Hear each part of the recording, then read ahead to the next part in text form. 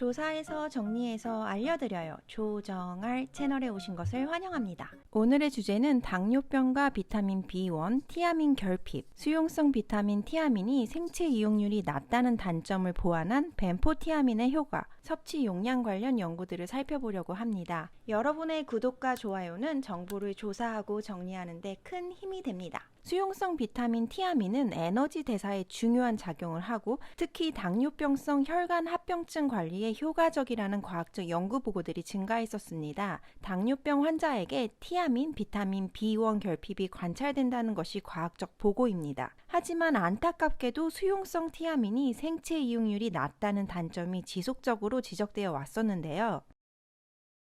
티아민은 탄수화물 대사의 필수적인 보조인자로 당뇨병 환자는 티아민이 결핍되어 있다는 것이 과학적 보고입니다. 티아민이 결핍될 경우 죽상동맥경화증, 대사증후군, 산화 스트레스와 염증 증가, 내피 기능 장애와 관련이 있다고 보고되었습니다. 당뇨병 환자에게 티아민 보충이 심혈관 관련 합병증을 감소시키는 데 도움이 될 수 있다고 보고되어 왔었는데요. 앞서 언급했던 것처럼 티아민을 임상적으로 사용하기에는 생체 이용률, 흡수율이 낮아 안정적이지 않다는 단점이 있습니다.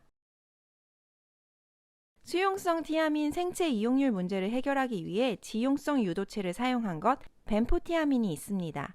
현재까지 보고된 연구에서는 벤포티아민이 체중 당화산물 생성을 감소시키는데 당뇨병 혈관 합병증 관련 대사 스트레스를 감소시키는 것과 관련이 있다는 것이 과학적 설명입니다. 그렇다면 벤포티아민 연구에서 보고된 효능에 대해서 살펴보려고 합니다. 벤포티아민의 가장 잘 알려진 효과는 당뇨병 심혈관 관련 합병증 개선, 티아민 결핍 보완, 혈당 조절이라고 알려져 있습니다.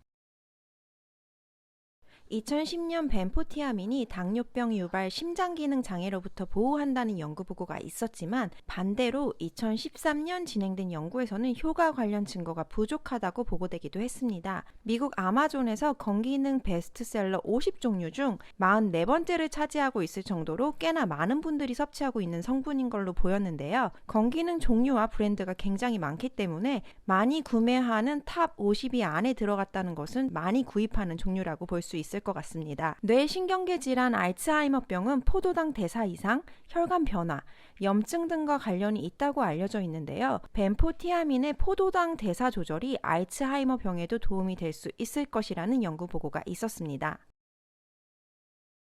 티아민 결핍이 염증과 혈관 구조 변화를 유도하는데 당화 체종 산물의 증가, 포도당 대사의 이상이 알츠하이머 환자의 뇌에서 관찰된다는 연구 보고가 있었습니다. 동물 연구에서 벤포티아민 처방이 알츠하이머 병리를 감소시켰다고 보고되었으며 2020년 미국 연구진들이 알츠하이머 학회지에 보고한 연구에서는 벤포티아민을 약 12개월 사용한 경도 인지장애 또는 경도 치매가 있는 개인과 대조군을 나누어 평가한 연구 보고에서 벤포티아민을 처방받은 사람들에게서 인지 저하 정도가 더 낮았고 경도 알츠하이머병 환자의 인지 결과를 개선하는 데 안전하고 잠재적으로 효과적이라고 보고하기도 했습니다.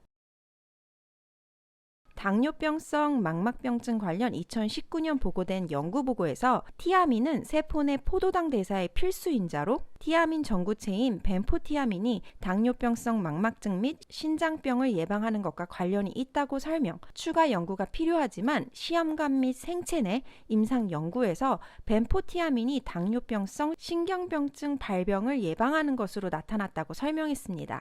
그럼 마지막으로 부작용 및 주의사항 살펴볼게요. 최대 600mg 하루 섭취, 24주간 지속해서 섭취할 경우 비교적 안전할 수 있다고 보고되었으며 부작용은 드물지만 피부 발진이나 위장장애 등이 나타날 수 있다고 보고되었습니다. 연구에 따르면 벤포티아민, 당뇨병성 말초 신경병증의 경우 하루 150에서 300mg 2회 섭취라고 설명되고 있습니다. 연구에서는 당뇨병성 망막병증에 6주간 하루 600mg 복용할 경우 3주 후 개선되는 것이 관찰되었다고 보고되기도 했습니다. 벤포티아민, 당뇨병과 심혈관계 합병증 관리 관련 대립되는 연구 보고도 있지만 지속적으로 추가 연구가 진행되고 있으니 당뇨병 관련 합병증 관리 또는 치매 등의 어느 정도 용량을 어떻게 섭취하는 것이 도움이 될 수 있을지 더 많은 연구 결과가 나올 때까지 기다려보는 것도 좋을 것 같습니다. 끝까지 시청해주셔서 감사합니다. 다음에 또 좋은 정보로 찾아올게요.